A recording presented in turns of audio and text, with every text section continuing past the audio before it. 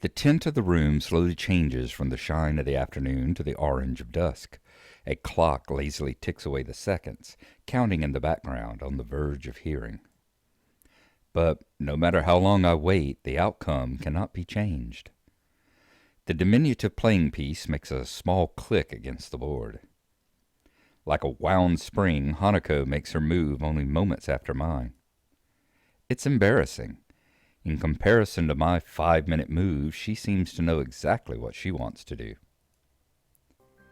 Mate, she says. Again? What does that make this, 3-2? Stalemates don't count, she says. Damn, you're getting better at this every day. That, or she's been holding back. I'd never have thought it when we first met her, but she really has a knack for this game. Chess seems to become a popular pastime for the two of us, hiding away in the tea room, playing a game or two after classes.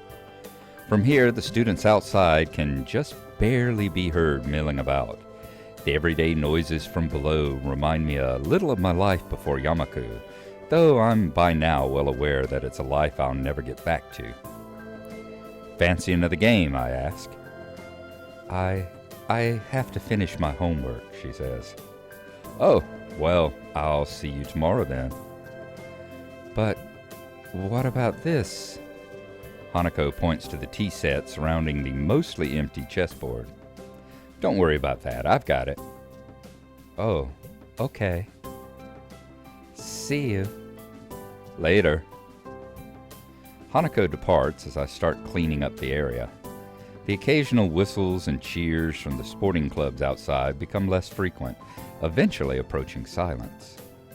A part of me still wants to be in some kind of team. Since I played soccer and other sports before my accident, I guess it's only normal to feel nostalgic about what I can't do anymore. But I have other reasons than that for coming here so often, and I don't feel so bad about losing that part of myself because of them.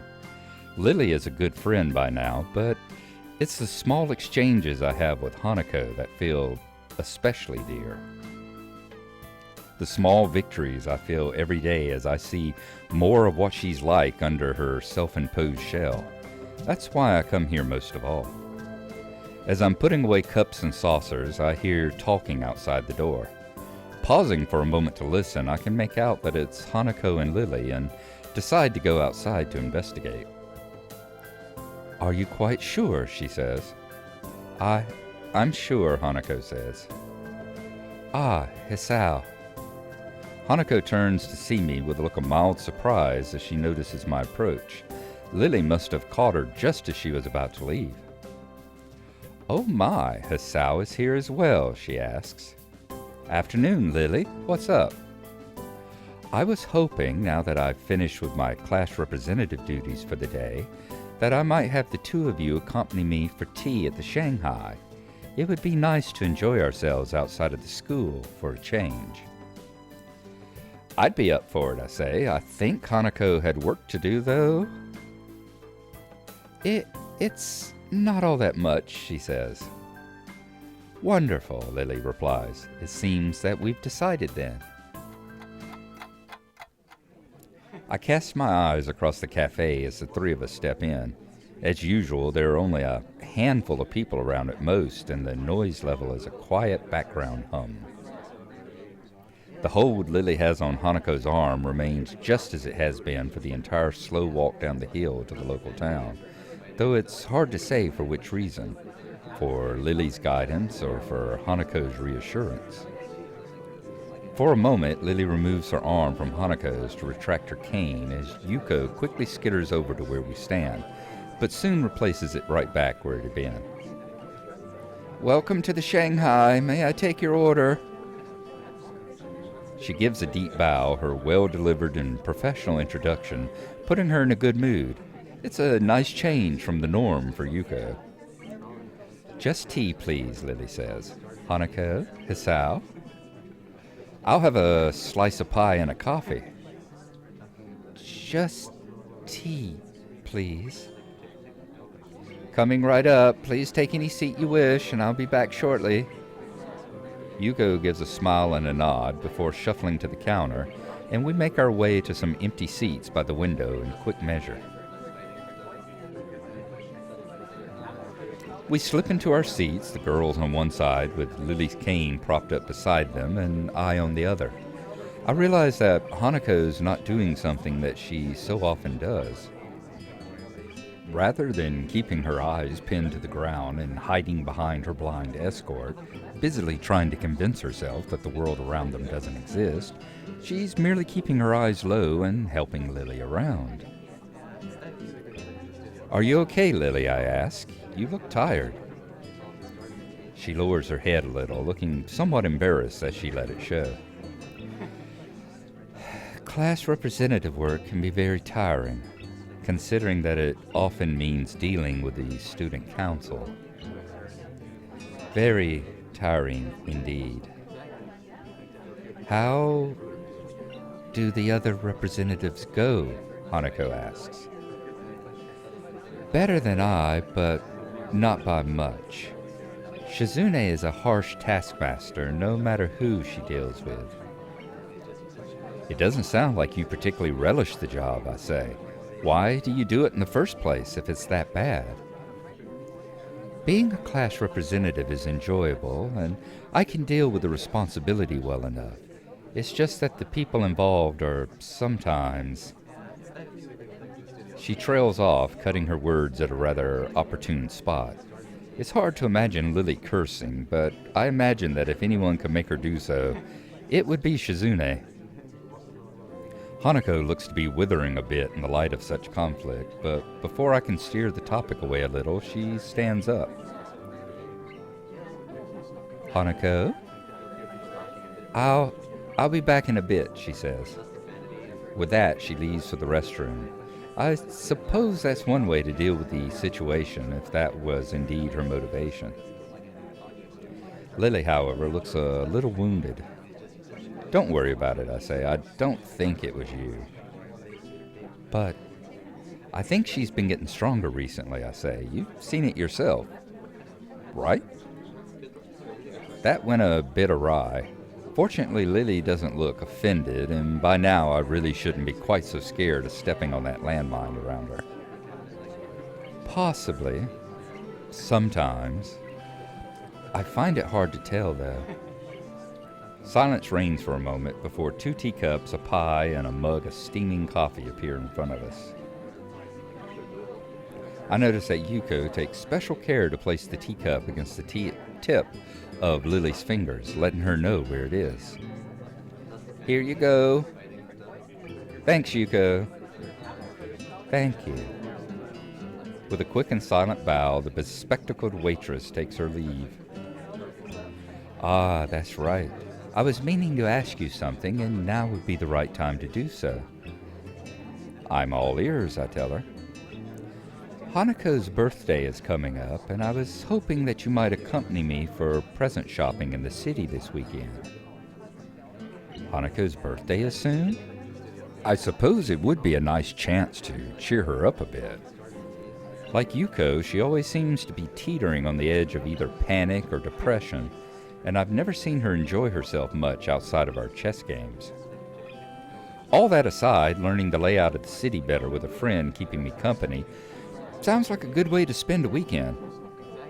Sure, I'd be happy to, I say. Have you got any plans for what to do for her birthday? A party or anything? Hanako being Hanako, she says, perhaps a low-key affair would be... Lily suddenly cuts herself short, leaving me to wonder why as she brings her teacup to her lips and begins to sip. After a few seconds, I notice Hanako walking up to us over her shoulder. Lily's hearing must be very good indeed if it was the sound of the restroom door opening that tipped her off. Hanako takes her seat once again and wastes no time in drinking her tea. Soon the 3 of us are quietly eating and drinking as the sun sets. It's a nice way to spend the remainder of the day's light, and it makes me appreciate the quiet and serene surroundings of Yamaku. I think I'm really beginning to like life here, as isolated as it may be. I finish off the last of my coffee and the rest of the mug on the table while the girls talk between themselves. The coffee here is a little bitter for my taste, but still quite good. Better than what I can make for myself in any case. The girls' discussion is mainly focused on their respective reading preferences, which does give me a little curiosity about a related topic. Hey Hanako, I was just wondering, aside from chess and reading, do you have any other hobbies or things you like doing? I ask her.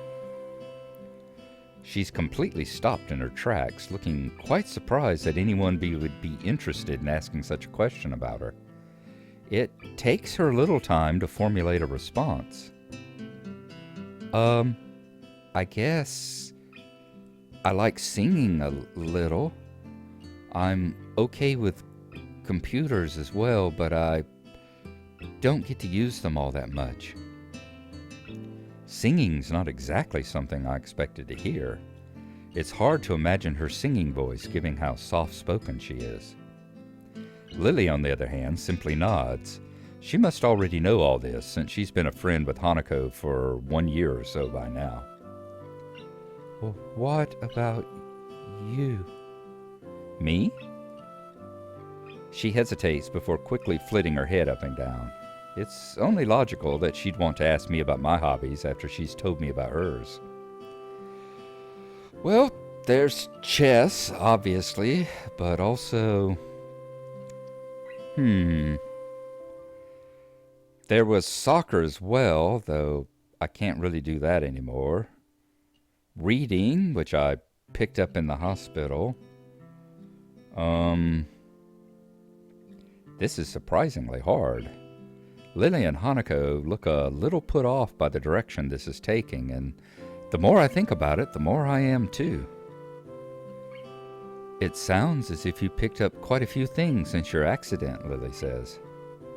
Her candor is coated with probably the most positive spin one could put on what I said. Hanako, however, is silent.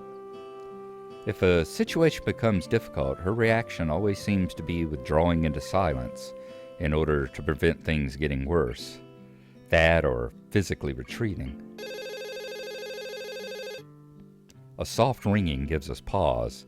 As Lily reaches into her pocket, it becomes obvious that the sound's coming from her phone. Sorry.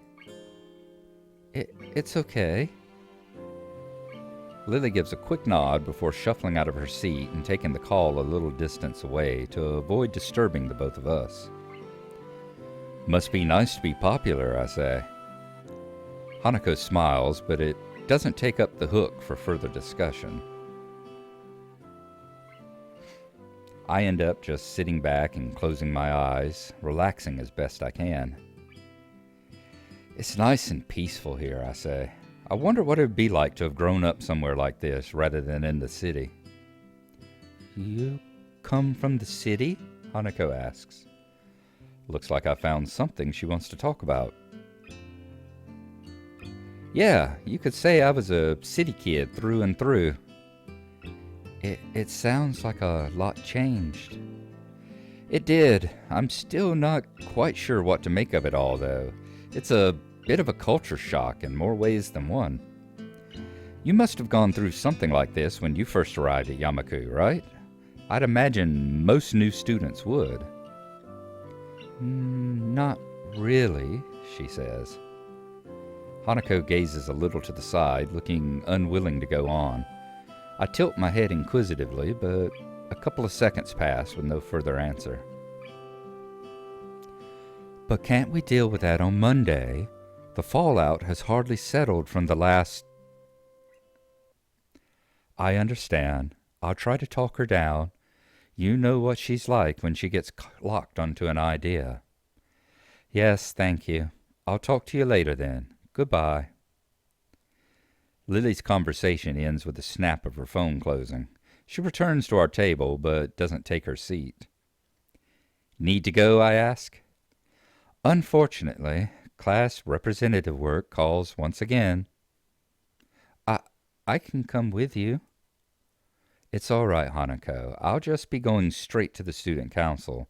There's no need to spoil a fine evening on my account. Besides, if you were to accompany me on my way back to the school, who would keep our poor Hisao company?" "Okay," she says. "I can join you for tea again later tonight if you'd like. I may well need it." We agree on that plan, and Lily says her farewells to the both of us, taking her cane after Hanako passes it to her.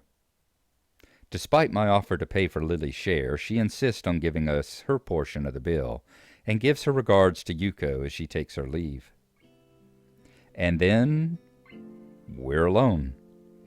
It may be all well and good to leave Hanako and me alone to have some time together, but all it typically means is the two of us sitting near each other in silence for a while. I wonder what I must look like to Hanako. I never thought of myself as a scary person, but to have someone my own age acting this way around me makes me intensely self-aware, as if it's my fault that she's so troubled.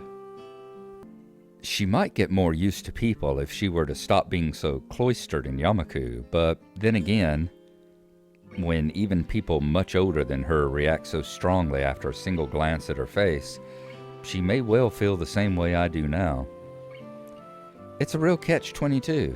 If she stays in Yamaku, she won't get used to socializing, but if she leaves, any effort she might try will get thrown back at her by the people who can't deal with her scarring. "Want to order something else to keep us going?" I ask. We haven't had much of a dinner, after all. Hanako brightens and nods vigorously, glad that I brought up the topic for her. I catch Yuko's gaze, and she dutifully comes over to take our orders. "Would you like something else?" "I'll just have a sandwich special and a hot chocolate," I say. Bit late for coffee by now. "Hanako?"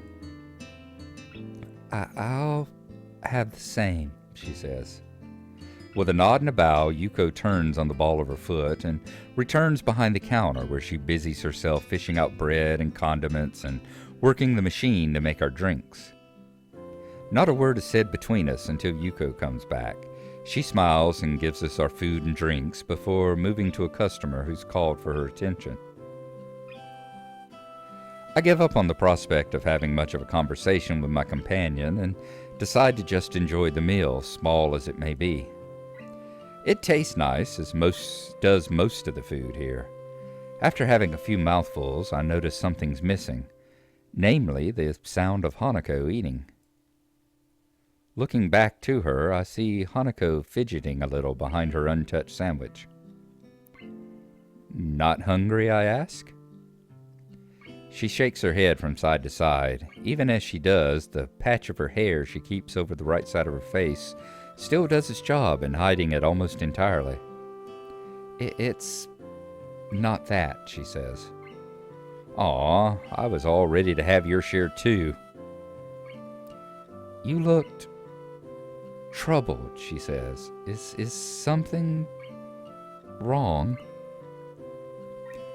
I'm startled by her thinking that I'm the one who looks troubled, but on second thought, she's probably right. My face may have given away my emotions without me noticing, and she's hardly a dim person. Quite the opposite.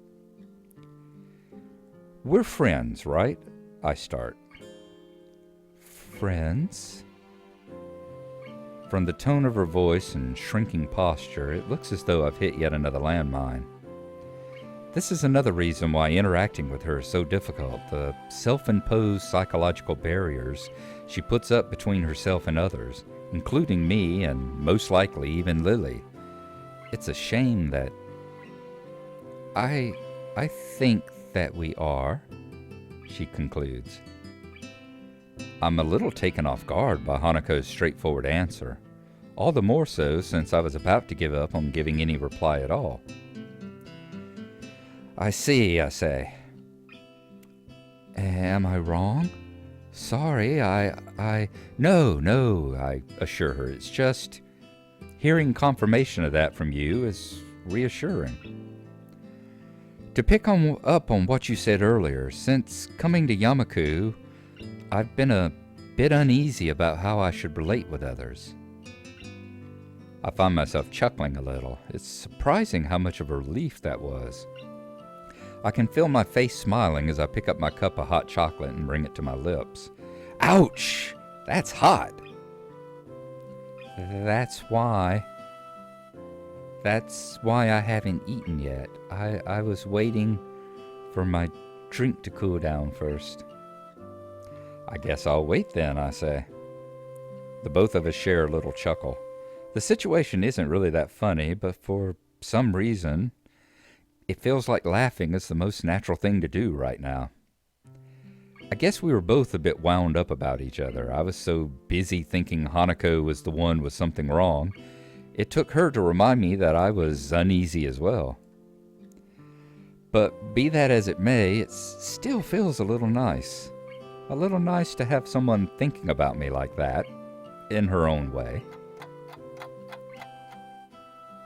Following a long, quiet trudge up the hill and into the school grounds, the two of us find ourselves between the two dormitories.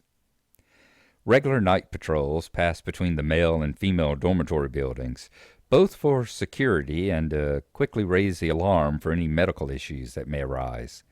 The guard currently on duty notices us and gives a quick nod as he continues on his way. A loud yawn escapes from Hanako's mouth before she has a chance to cover it. I have little doubt she's fairly tired by now. I'd better be off to my room then, I say. See you tomorrow, Hanako.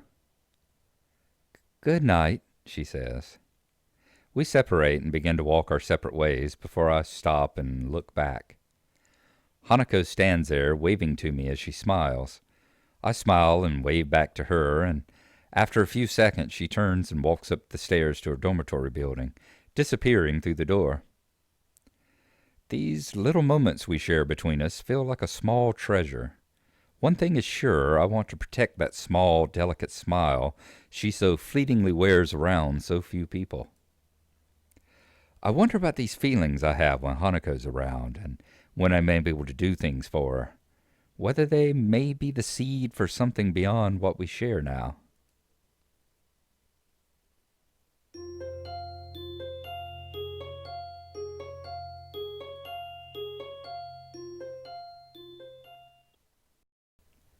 So it's a visit to the Shanghai before Lily gets called away and leaves Hisao and Hanako by themselves.